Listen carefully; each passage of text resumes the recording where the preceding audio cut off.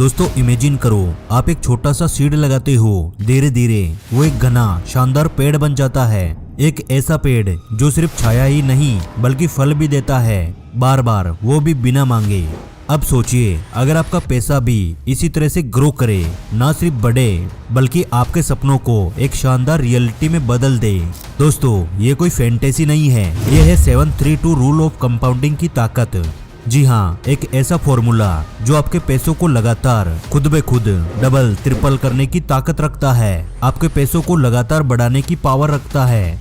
तो क्या आप रेडी हैं इस फॉर्मूले की ताकत को जानने के लिए? तो चलो मिलकर इस रूल को समझते हैं और आपके सपनों का वो फाइनेंशियल पेड़ का सीड लगाते हैं।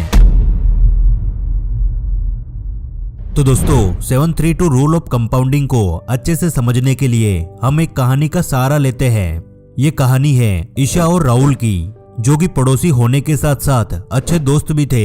दोनों दोस्तों का बचपन एक साथ बीता। दोनों ने सेम स्कूल में साथ में पढ़ाई की और अपना पूरा बचपन साथ में बिताया। लेकिन 12th की पढ़ाई के बाद निशा ने कंप्यूटर इंजीनियर बनने का रास्ता चुना और राहुल ने इलेक्ट्रिकल इंजीनियर बनने का फैसला लिया। दोनों के रास्ते यहाँ से अलग अलग हुए, लेकिन इत्तेफाक की बात ये थी दोस्तों कि पढ़ाई पूरी होने के बाद दोनों की एक साथ ही नौकरी लगी थी और उस वक्त उन दोनों की एज 25 साल ही थी। इवन उन दोनों का पैकेज भी बिल्कुल सेम था, जिसमें इनकी सैलरी 35,000 रुपए पर मंथ थी। इस नौकरी की खुशी में दोनों दोस्तों ने एक दूसरे से मिलने का प्लान बनाया। एक शाम पार्क में धूप ढलते समय दोनों दोस्त मिले। राहुल के चेहरे पर एक्साइटमेंट थी और निशा के चेहरे पे भी मुस्कान थी। राहुल ने हंसते हुए निशा से कहा, क्या तुम्हें याद है मेरे अंकल की वो बातें जो हमेशा सेविंग और इन्वेस्टमेंट के बारे में हमें समझाते थे? निशा ने अपनी मुस्कान के साथ जवाब दिया, हाँ राहुल, मैं कैसे भूल सकती हूँ। तुम्हारे अंकल हमेशा कंपाउंडिंग की पावर को समझाते थे। वो कहते थे अगर हम सही टाइम पे शुरुआत करें तो छोटी सी सेविंग भी एक दिन करोड़ों में बदल सकती है। राहुल ने एक्साइटेड होकर कहा, बस वही बात है, अब समय आ चुका है उनकी दी हुई नॉलेज को अपने जीवन में लागू करने का। मैं अब अपनी इन्वेस्टमेंट जर्नी शुरू करने वाला हूँ। देख लेना, अगली बार जब तुमसे मिलूंगा तो करोड़पति बनकर ही मिलूंगा। लेकिन फिर उसे निशा की कंडीशन याद आ गई और उसने धीरे से कहा, शायद तुम्हारे लिए ये थोड़ा मुश्किल होगा, क्योंकि तुम्हारे पापा अब इस दुनिया में नहीं है। तुम्हारे परिवार का पूरा खर्चा तुम्हारे कंधों पे है। जिस पर निशा कुछ भी नहीं कहती है और मुस्कुरा देती है और दोनों दोस्तों की मुलाकात यहीं पे खत्म हो जाती है। अब कहानी 10 साल आगे बढ़ती है और राहुल और निशा की मुलाकात एक कॉमन फ्रेंड की शादी में होती है।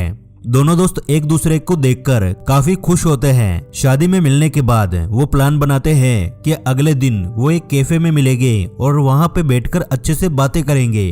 राहुल काफी खुश था क्योंकि अब तक उसने अपने इन्वेस्टमेंट से काफी अच्छा खासा पैसा बना लिया था और वो ये बात निशा को बताकर प्राउड फील करना चाहता था। इसलिए निशा जैसे ही कैफे में पहुंचती है, राहुल उसे बड़ा खुश होकर बताता है कि देखो निशा, मैंने कहा था ना, जब भी तुमसे मिलूंगा तो करोड़पति बनकर ही मिलूंगा। मैं करोड़पति तो नहीं बना, लेकिन जब मेरी एज 55 हो जाएगी तब मैं लगभग 3.5 करोड़ रुपए के साथ रिटायर होने वाला हूँ। जिस पर निशा मुस्कुरा देती है। तब राहुल कहता है, तुमने कुछ पैसे सेव किए या नहीं? तब निशा कहती है, ऐसा नहीं है, मैंने पिछले 10 सालों में इन्वेस्टमेंट किया और मैं अपनी 45 की एज में ही 3.5 करोड़ रुपए से ज्यादा पैसे कमाकर रिटायर हो जाऊंगी। ऐसा सुनते ही राहुल के पैरों के नीचे से जमीन खिसक जाती है। उसे बहुत बड़ा शौक लगता है। वो कहता है, हमने सेम उम्र में जॉब की, हमारी सैलरी भी सेम थी और हम दोनों को मेरे अंकल ने सेम फाइनेंशियल नॉलेज भी दी थी। फिर आखिर तुमने अपने इन्वेस्टमेंट में ऐसा क्या जादू किया जो कि तुम इतनी जल्दी 3.5 करोड़ रुपए से ज्यादा की मालिक बन जाओगी, वो भी मुझसे पहले? मैं तो 45 की एज में बनूंगा और तुम 35 की एज में ही बन जाओगी। इस पर निशा जवाब देती है कि राहुल, पहले तुम बताओ कि आखिर तुमने अपने पैसों को कैसे इन्वेस्ट किया था जो तुम 55 की एज में रिटायर हो गए। ये सुनकर राहुल बताना शुरू करता है, जैसा कि तुमको पता है मेरी सैलरी 35,000 रुपए पर मंथ थी और मैंने 25 की एज से इन्वेस्टमेंट शुरू की थी। तो मैंने इन्वेस्टमेंट के लिए 70-20-10 का रूल चुना, जिसका मतलब ये हुआ कि अपनी इनकम का 70% अपनी जरूरतों में खर्च करता हूँ, 20% इन्वेस्टमेंट करता हूँ और बचा हुआ 10% अपने एंटरटेनमेंट के लिए खर्च कर देता हूँ।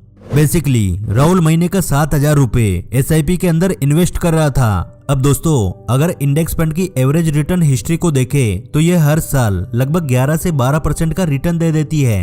लेकिन राहुल को उसके अंकल ने जो नॉलेज दी थी उसका इस्तेमाल करके उसने अपने पैसों को इस तरह से इन्वेस्ट किया था कि उसे हर साल 14% का एनुअल रिटर्न मिल रहा था। राहुल ने अपने 7,000 रुपए की इन्वेस्टमेंट को अलग अलग हिस्सों में डिवाइड कर रखा था। वो अपनी इन्वेस्टमेंट का 70% यानी 4,900 रुपए निफ्टी 50 इंडेक्स फंड में इन्वेस्ट कर रहा था, 1,400 रुपए मेडिकेप 100 कंपनीज में और 700 रुपए स्मॉल कैप कंपनीज में इन्वेस्ट कर रहा था, जिससे उसे लगभग 14% का एनुअल रिटर्न मिलता था। जिस वजह से 40 की एज में उसके पास 43 लाख रुपए जमा होने वाले थे, जो कि 50 की एज में पहुंचते पहुंचते 1,90,00,000 रुपए में बदल जाते और 55 की एज तक उसके पास टोटल अमाउंट होता 3.5 करोड़ रुपए से ज्यादा, जिसके बाद उसने अपने रिटायर होने का सोचा था। ये सब सुनकर निशा ने कहा, राहुल तुम्हारा रिटायरमेंट प्लान तो काफी अच्छा है। इस पर राहुल हामी भरता है, लेकिन फिर भी वह कहता है कि मुझे तुम्हारा प्लान जानना है। आखिर कैसे तुम 45 की उम्र में लगभग 4 करोड़ रुपए के साथ रिटायरमेंट लेने वाली हो। तब निशा बताती है कि जब मैंने तुम्हारे साथ ही जॉब शुरू की तब मेरी सैलरी 35,000 रुपए पर मंथ थी,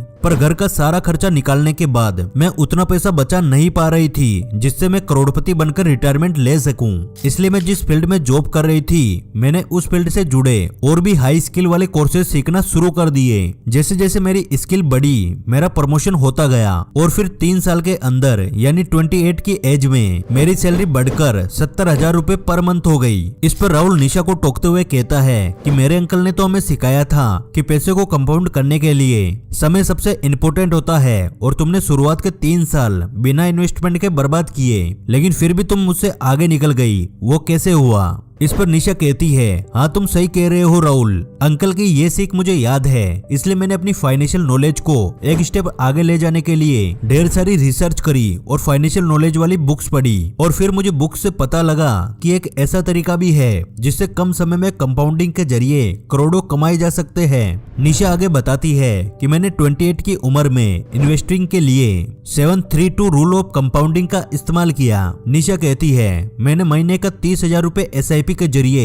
इंडेक्स फंड में इन्वेस्ट करना शुरू किया, लेकिन यहाँ मैंने वो गलती नहीं की जो कि तुमने की थी। राहुल बोलता है, कैसी गलती? इस पर निशा जवाब देती है, मैंने अपने इन्वेस्टमेंट अमाउंट को हर साल 10% बढ़ाया, यानी मैंने स्टेप अप SIP की।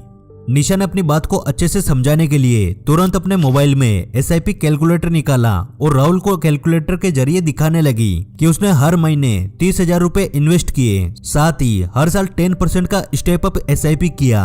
ऐसे में 12% के एनुअल रिटर्न के बावजूद भी अभी यानी 35 साल की उम्र में उसकी वेल्थ 51 लाख रुपए तक बन चुकी है और अगर उसने अपनी प्रोसेस को जारी रखा तो अगले 50 लाख बनाने में उसे 7 साल नहीं बल्कि सिर्फ 3 साल लगेंगे, यानी 38 की उम्र में उसके पास 1 करोड़ रुपए हो गए। और यहाँ पे मजे की बात यह है दोस्तों कि अगले 50 लाख और बनाने में उसे सिर्फ 2 साल ही लगेंगे, यानी 40 की उम्र में उसके पास 1.5 करोड़ रुपए हो गए। तो ये 732 रूल ऑफ कंपाउंडिंग की ताकत है। लेकिन अगर 1.5 करोड़ रुपए बनाने के बाद भी निशा अपनी इन्वेस्टमेंट जारी रखती है तो फिर इसके बाद वो सिर्फ एक साल में ही 50-50 लाख रुपए तक बना सकती है।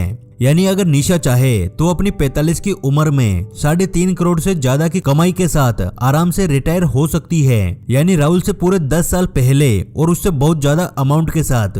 राहुल को जैसे ही निशा के इन्वेस्टमेंट प्लान का पता लगा उसे एहसास हुआ कि उसने इन्वेस्टमेंट करने में कितनी बड़ी गलती कर दी, लेकिन अब देर हो चुकी थी। लेकिन दोस्तों आपके लिए अभी देर नहीं हुई है। आप 732 रूल ऑफ कंपाउंडिंग को जरिए सिर्फ 12 साल के अंदर ही करोड़पति बन सकते हैं। 732 रूल ऑफ कंपाउंडिंग जो कि ये समझाता है कि आपको अपनी इन्वेस्टमेंट के शुरुआती 7 सालों में बिल्कुल ही कम ग्रोथ नजर आएगी, लेकिन अगर आप इसे जारी रखते हो तो अगले 5 साल में आपका पैसा डबल और फिर अगले 2 साल में आपका पैसा ट्रिपल हो जाएगा।